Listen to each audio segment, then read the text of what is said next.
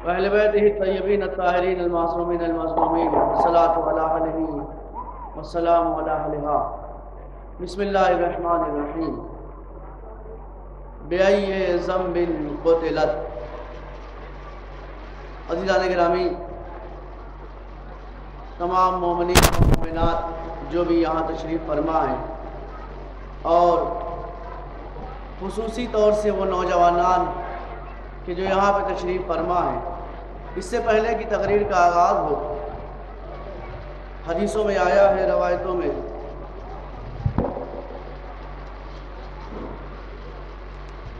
بہرحال جب تک یہ مائک بن رہا ہے اور تقریر کا آغاز ہو رہا ہے تو آپ حضرات سے اتنی سی التماس ہے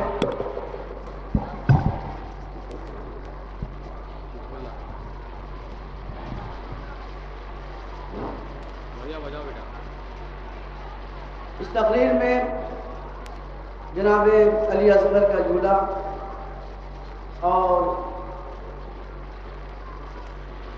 جناب سکینہ کی تابوت یہ برآمد ہونے ہیں. اس سے پہلے اور ذوالجناح امام حسین کی برآمد ہونا ہے.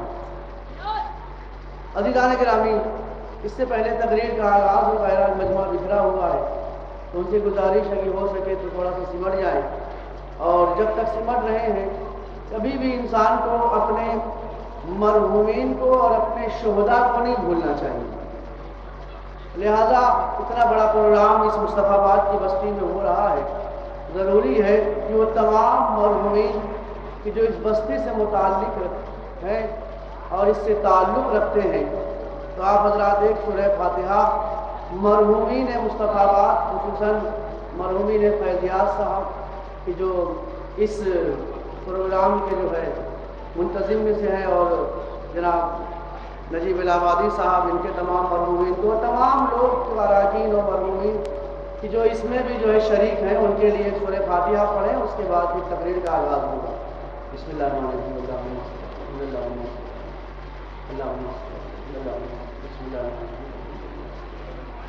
الرحمن الرحیم. صراط الذین انعمت علیہم غیر المغضوب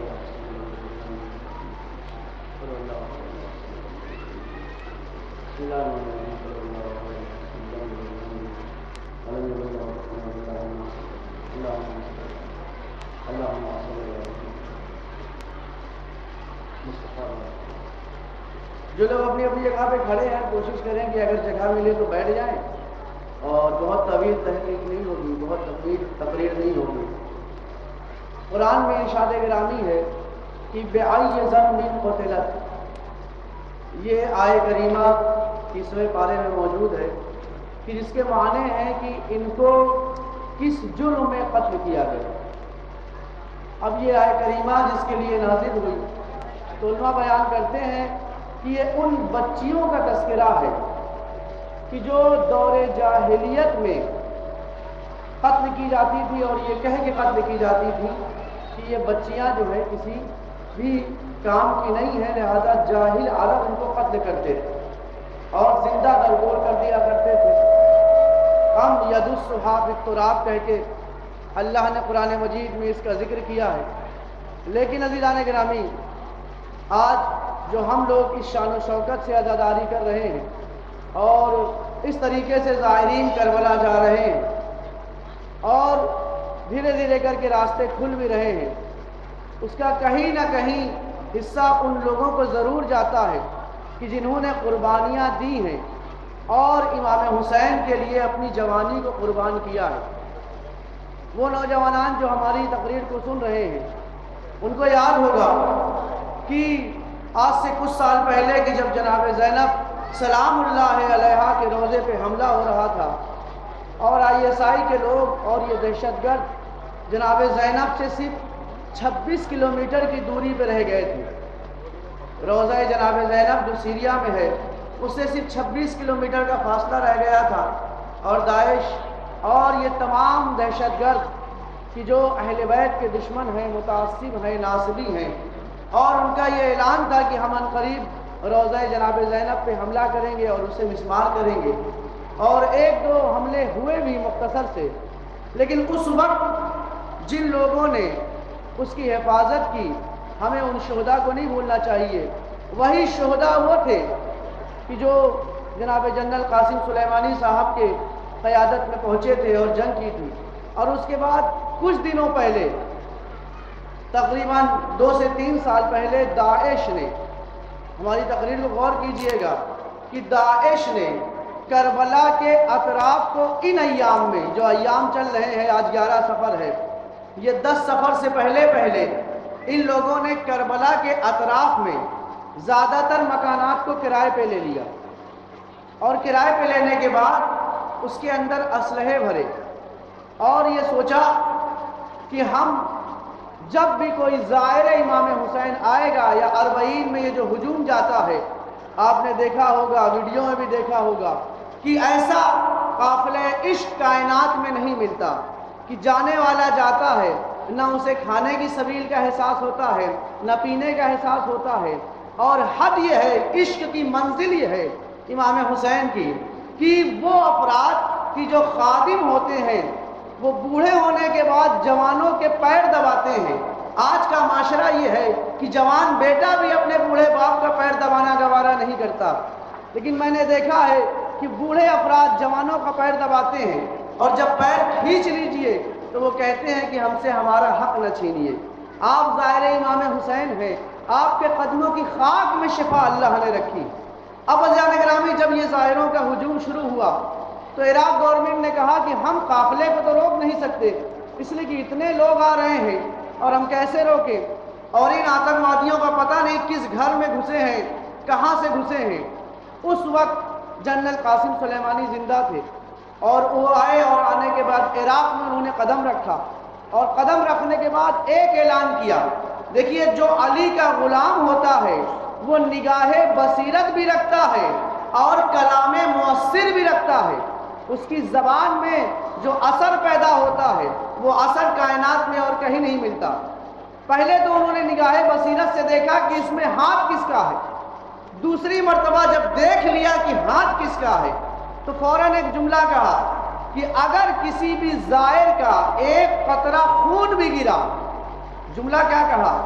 اگر کسی زائر کا ایک قطرہ خون بھی گرا تو اربعین کے ایام چل رہے ہیں، آج سے 10 مہینے کے بعد عصر عاشور اور ظہر عاشور کی نماز ہم جنت البقیع میں پڑھیں گے، سعودی عرب کو قبضہ کر کے۔ اور جیسے انہوں نے یہ اعلان کیا کہ ہم ظہر عاشور کی نماز جنت البقیع میں پڑھیں گے، اس کے بعد یہ ہوا کہ دھیرے دھیرے کر کے وہ تمام دہشت گرد کب کہاں سے چلے گئے کسی کو پتہ نہیں چلا۔ تو یہ ہوا کیسے؟ تو پتہ یہ چلا کہ جو علی کا چاہنے والا ہوتا ہے، جو حسین کے نام پہ آتا ہے، اس کے دل میں صرف خدا کا خوف ہوتا ہے، کسی بھی ظالم کا خوف نہیں ہوتا۔ بس عزیزان گرامی، اب چونکہ عزیزان گرامی صرف خدا کا خوف ہوتا ہے، اور دنیا دیکھ چکی ہے کہ اس وقت بھی حالات ایسے تھے کہ ویڈیو بنائی جا رہی تھی، گردنیں کاٹی جا رہی تھی، گردنیں کاٹنے کے بعد یہ ویڈیو اپلوڈ کرتے تھے انٹرنیٹ پہ، اور ان کا منشا یہ ہوتا تھا کہ جب شیعہ دیکھیں گے، کٹی ہوئی گردن کو دیکھیں گے تو یہ ڈر جائیں گے، اور ڈرنے کے بعد یہ قافلہ عشق میں شامل نہیں ہوں گے، یہ زائرین اربعین کے لیے نہیں نکلیں گے، یہ زائرین شب بیداریاں چھوڑ دیں گے، یہ عزادار یہ پروگرام کرنا چھوڑ دیں گے، چونکہ جب دیکھ لیں گے کہ ہماری گردنیں کاٹی جا رہی ہیں۔ لیکن یہ جتنی ویڈیو اپلوڈ کرتے تھے کٹی ہوئی گردنوں کا، ہر سال مجمع اتنا بڑھتا چلا جاتا تھا، ہر سال مجمع اتنا بڑھتا چلا جاتا تھا، تو لوگوں نے سوچا یہ ہوتا کیسے ہے؟ کیا ہوتا اسی لیے ہے کہ دنیا کے ہر شہر میں، ہر شہر کی ایک سوغاتی ہوتی ہے، ہر شہر کی ایک سوغاتی ہوتی ہے، کہیں کے کھانے کی چیز مشہور ہوتی ہے، کہیں لوگ جاتے ہیں تو وہاں کا پرفیوم لاتے ہیں، کہیں کی ٹوپی مشہور ہوتی ہے، کہیں کے پیڑے مشہور ہوتے ہیں، کہیں کے پیٹھے مشہور ہوتے ہیں، کہیں کے سامان مشہور ہوتے ہیں، ہر جگہ کی کچھ نہ کچھ خاصیتیں ہوتی ہیں۔ جب کوئی جانے والا جاتا ہے تو وہ سوغاتی لے کر آتا ہے، اور لانے کے بعد جو نہیں جاتا اسے بانٹتا ہے۔ کائنات میں اکیلا ایک شہر کربلا ایسا ہے کہ جس کی سوغاتی کفن پائی جاتی ہے، جو جاتا ہے وہ کفن خریدنے جاتا ہے، جو نہیں جاتا وہ جانے والے کو پیسہ دیتا ہے کہ جب میرے لیے کفن لے آنا۔ دنیا حیران تھی یہ کیسے لوگ ہیں، اسی وجہ سے ہر طرف سے حملے ہوتے گئے، ان کو کوئی ہرا نہ سکا، اس لیے نہ کوئی ڈرا سکا نہ کوئی ہرا سکا، اس لیے کہ ڈرایا اسے جاتا ہے جو جینے کی تمنا کرتا ہے، جو مرنے کے لیے تمنا رکھتا ہو اسے نہ ڈرایا جا سکتا ہے نہ ہرایا جا سکتا ہے۔ صلوات بھیجے محمد وآلہ۔ جو مرنے کی تمنا رکھتا ہو، یہ کربلا جانے والے موت خریدنے جاتے ہیں، موت لینے جاتے ہیں، موت کے لیے کفن لینے جاتے ہیں۔ دنیا حیران ہے، موت سے ڈرتی ہے، یہ خود بھی کربلا سے کفن خریدتے ہیں، جو نہیں جاتا وہ ان سے منگاتا ہے۔ یہی وجہ ہے یہ موت سے اتنی محبت کہاں سے پیدا ہو گئی، یہ تمنائے موت کہاں سے انسان کے دل میں جنم لیتی ہے۔ یہ موت کی تمنا کسی کے دل میں پیدا نہ ہوتی اگر واقعہ کربلا نہ ہوتا۔ کربلا نے دکھایا کہ مرنے کے لیے بھی تمنا لوگ کیسے کرتے ہیں، مرنے کے لیے بے قراری کیسے ہوتی ہے، لوگ جینے کے لیے بے چین ہوتے ہیں، یہ مرنے کے لیے بے چین تھے۔ اور ہر شہید جانے سے پہلے ایک دوسرے پہ صبر کر رہا تھا۔ کبھی زہیرہ کے کہتے تھے مجھے پہلے بھیجیے، کبھی حبیب کہتے تھے مجھے پہلے بھیجیے، یہ انصار کا عالم تھا۔ کبھی مسلم نے اوسجا کہتے تھے، کبھی حر دلاور کہتے تھے اب آپ اقربہ میں آئے تو ہر شہید اور محمد چاہتے تھے میں پہلے چلے جاؤں، علی اکبر چاہتے تھے میں پہلے چلے جاؤں، قاسم چاہتے تھے میں پہلے چلے جاؤں۔ یہ جنون موت کیسا ہے، یہ جنون موت حسین کے دلوں میں پیدا کر دیا ہے۔ بس عزیزان گرامی، اسی طریقے سے واقعہ کربلا ہوتا ہے۔ ہم نے جس آیت کی تلاوت کی آغاز میں، وہ آیت کون سی تھی؟ بِأَيِّ ذَنبٍ قُتِلَتْ، کس جرم میں قتل کیا گیا ہے؟ جب مفسرین نے لکھا کہ یہ کس کے بارے میں آیت ہے، کہا بیٹیوں کے بارے میں آیت ہے۔ کہا کن کی بیٹیوں کے بارے میں آیت ہے؟ کہ دور جاہلیت میں جب مشرک اپنی بیٹیوں کو زمین میں زندہ درگور کر دیتے تھے تو اللہ کو یہ عادت ناگوار گزری۔ اللہ نے قیامت تک کے لیے قرآن مجید میں ان کی اس حرکت کو کوٹ کیا اور قیامت تک کے لیے لعنت کا توق ان کے گلے میں ڈال دیا۔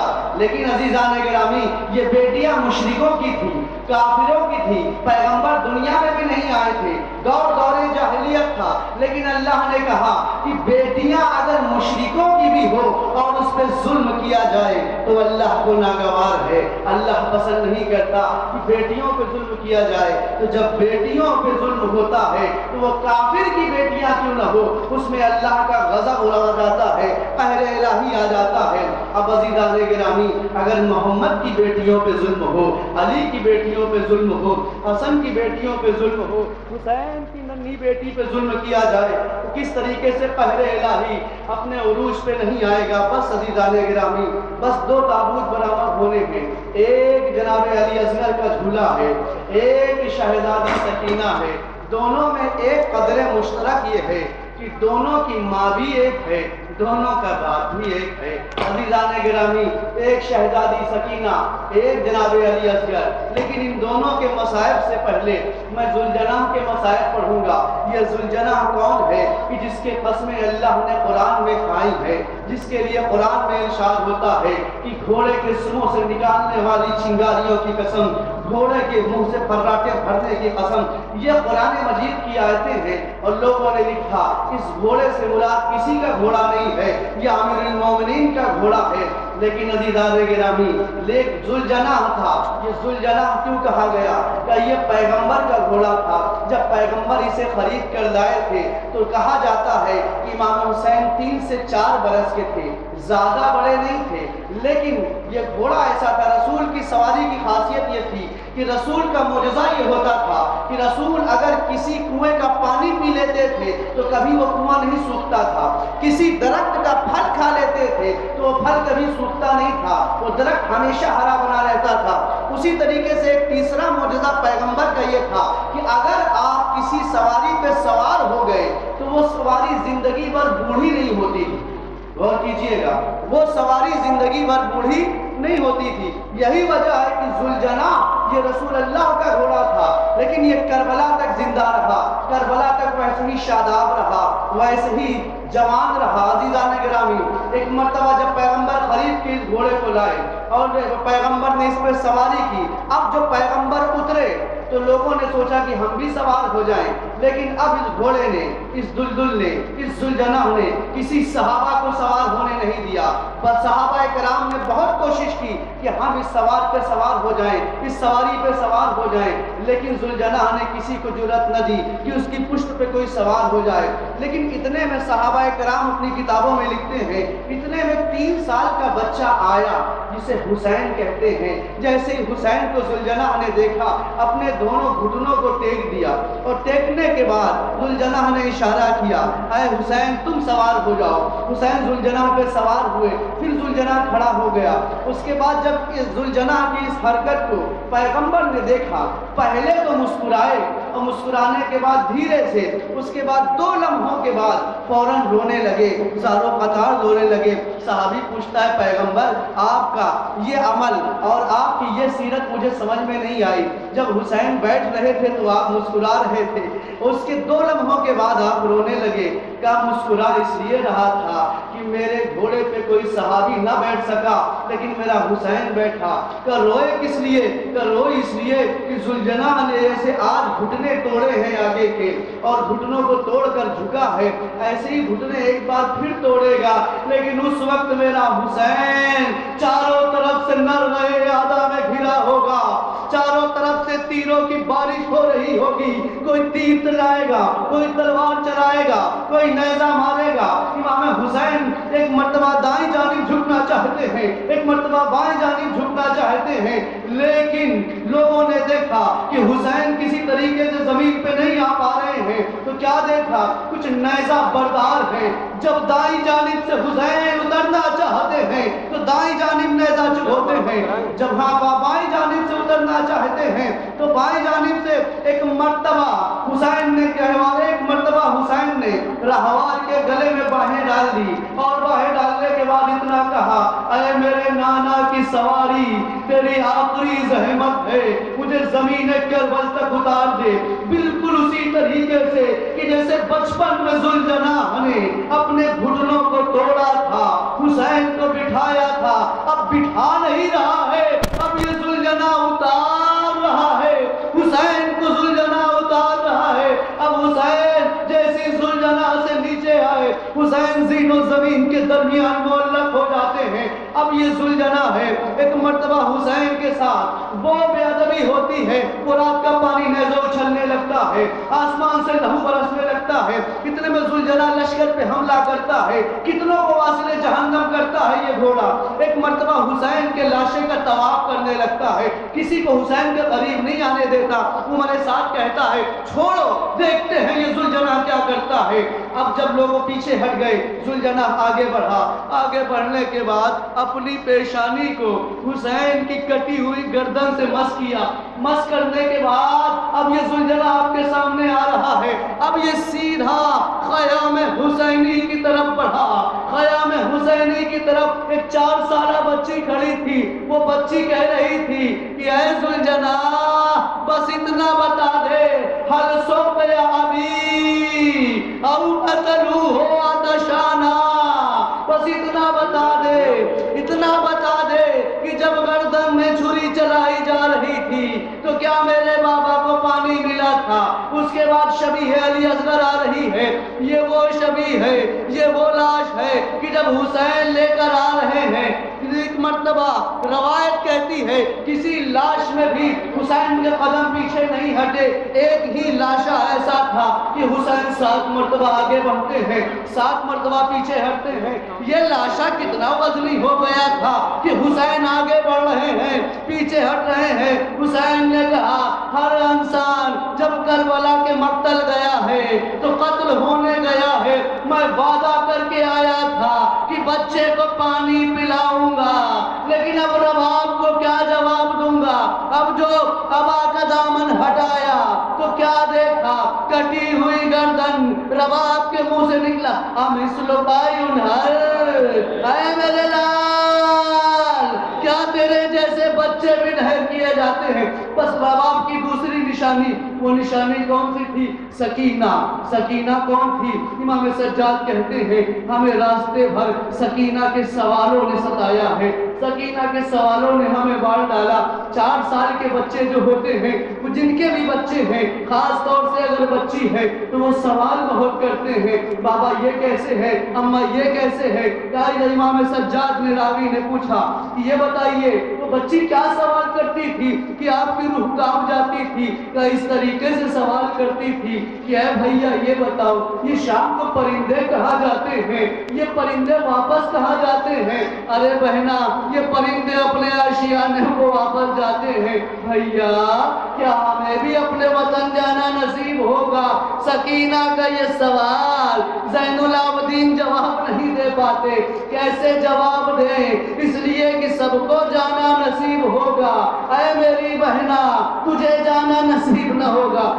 کیسا سوال تھا؟ تو سوال ایسا پوچھتی تھی کہ ایک مرتبہ میری روح کانپنے لگتی تھی، بدن میں لرزہ آ جاتا تھا۔ کیا پوچھتی تھی؟ کہتی تھی بھیا یہ بتاؤ پیاس کی شدت کیا ہوتی ہے؟ کیا پیاس کی شدت یہ ہوتی ہے کبھی ہونٹ کھلتے ہیں کبھی بند ہوتے ہیں، کبھی ہونٹ کھلتے ہیں کبھی بند ہوتے ہیں اور دہن میں کانٹے پڑ جاتے ہیں؟ کہاں یہ والی شدت تو میرے بابا کے پاس تھی کہ جب بھیا علی اکبر نے جیسے ہی زبان کو دہن میں ڈالا تھا، یہ کہہ کے کھینچ لیا تھا کہ بابا آپ کے دہن میں ہم سے زیادہ کانٹے پڑے ہوئے ہیں اور بھی شدید پیاس ہوتی ہے۔ باتیں جناب سکینہ آپ کے سامنے ہے، لیکن اس سے پہلے 2 جملے اس بچی کے لیے سن لیجئے۔ کہ دوسری پیاس یہ ہوتی ہے کہ ایک مرتبہ جو پیاسا ہوتا ہے وہ کروٹیں بدلتا ہے لیکن وہ بول نہیں پاتا۔ کہ یہی وجہ تھی کہ جب میرے بابا نے حل من ناصرین ینصرنا کی آوازیں بلند کی تو اصغر کے رونے کی آواز نہ نکلی، اپنے آپ کو جھولے سے گرا دیا، اس لیے کہ اصغر کس طریقے سے کلام کرتے زبان تانوں سے چپک چکی تھی۔ بس عزیزان گرامی کا تیسری پیاس کا وہ اتنی شدید حالت ہوتی ہے، اتنی شدید حالت ہوتی ہے کہ جب پیاس کی انتہا ہو جائے تو اب حالت یہ ہوتی ہے اٹھتے بیٹھتے اٹھتے بیٹھتے اٹھتے بیٹھتے ہڈیوں سے چٹکنے کی آوازیں آنے لگتی ہے، ہڈیوں سے چٹکنے کی آوازیں آنے لگتی ہے۔ ایک مرتبہ سکینہ کہتی ہے بھیا کان لگا کے سنو، جب میں اٹھتی ہوں تو میری ہڈیوں سے چٹکنے کی آواز آتی ہے، جب میں بیٹھتی ہوں تو میری ہڈیوں سے چٹکنے کی آواز آتی ہے۔ بس عزیزان گرامی یہی وجہ ہے کہ سکینہ ایک مرتبہ سوئی، اس کے بعد جیسی بیدار ہوئی بابا بابا بابا، لوگوں نے پوچھا اے میری بیٹی تم نے بابا کو کہاں دیکھا؟ ابھی میں نے دیکھا ہے یہیں پہ بابا بیٹھے تھے۔ لوگ سمجھ گئے سکینہ نے خواب میں اپنے باپ کو دیکھا ہے۔ فوراً ایک مرتبہ شور اٹھا، سر حسین منگایا گیا۔ اب جیسے ہی سر حسین آیا ایک مرتبہ سکینہ نے گالوں سے گالوں کو لگایا، اے میرے بابا آپ کے بعد میرے ان گالوں پہ تماچے مارے گئے۔ بس عزیزان گرامی یہ کہتے کہتے بچی گری، اب جو تیورا کی گری تو اٹھ نہ سکی۔ امام سجاد کے زبان سے نکلا انا للہ و انا الیہ راجعون۔ اب سجاد نے غسالہ کو بلایا، غسالہ چاہتی ہے کہ بدن سے کرتے کو ہٹایا جائے، غسل دیا جائے۔ اب جو کرتا ہٹانا چاہتی ہے ایک مرتبہ چیخ مارتی ہے اے سجاد کیا یہ بچی بیمار تھی؟ ارے یہ کیسی بیماری ہے کہ ہم کرتا ہٹاتے ہیں جلد بدن کھچی آتی ہے؟ سجاد نے کہا نہیں میری بہن بیمار نہ تھی، ارے لائنوں نے اتنے تازیانے مارے ہیں، اتنے تازیانے مارے ہیں کہ بدن کا کرتا بدن کی کھال سے پیوست ہو گیا ہے۔ بس عزیز و سکینہ چلی گئی، سجاد نے دفنا دیا۔ اس کے بعد 40 کا موقع آیا، رہائی ملی۔ رہائی ملنے کے بعد ساری بیویاں پشت ناکہ پہ سوار ہوئی۔ آخری جملہ بس اس کے بعد آپ کی زحمت تمام۔ جب پشت ناکہ پہ سوار ہوئی، سوار ہونے کے بعد زینب نے دائیں دیکھا، فنظر یمینا و شمالا، دائیں دیکھا بائیں دیکھا، ایک بیوی نظر نہیں آئی۔ لوگوں نے پوچھا بیوی کہاں ہے؟ کہا ہو سکتا ہو اپنی بیٹی کی مزار پہ آخری رخصت دے رہی ہو۔ زینب پہنچی، پہنچنے کے بعد دیکھا رباب ہے یہ والا مسائل جائے ہماری مذکورات کے لیے ہے۔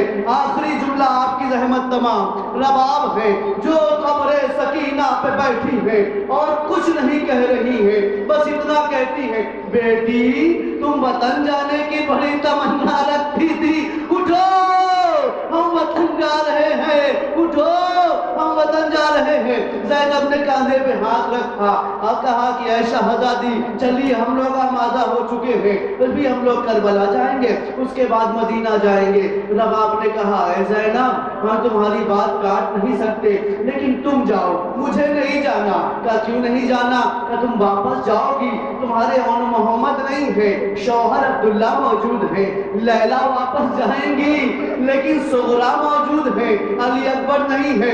عورت کے جینے کے دو سہارے ہوتے ہیں، ایک شوہر ہوتا ہے، ایک اولاد ہوتی ہے۔